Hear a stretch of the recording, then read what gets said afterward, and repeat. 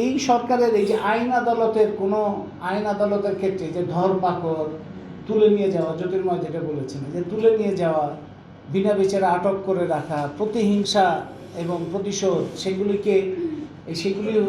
হয়ে দাঁড়াচ্ছে নির্ধারক, কাকে ধরা হবে, কাকে আটকে রাখা হবে, কোন আইনে বিচার। সন্ত্রাস বিরোধী আইন, চিন্তা করা যায় যে একটা সন্ত্রাস বিরোধী আইন ব্যবহার করে আমাদের ছাত্র ছাত্রী তাদেরকে আটক করে রাখা হলো, এবং কোনো সন্ত্রাসের সাথে কোনো সন্ত্রাস করে তার উপরেই সন্ত্রাস করা হলো, এবং তাদেরকে সন্ত্রাস বিরোধী আইনে আটক রাখা হলো।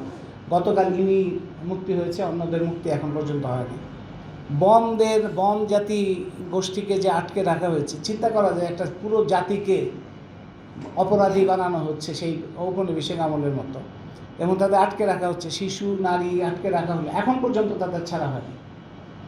তো হাসিনা আমলে যেভাবে ব্যবহার করা হয়েছিল, তার থেকে আইন আদালত কিংবা এই সমস্ত কোনো ক্ষেত্রেই তো আমরা কোনো পরিবর্তনের লক্ষণ দেখা যাচ্ছে না।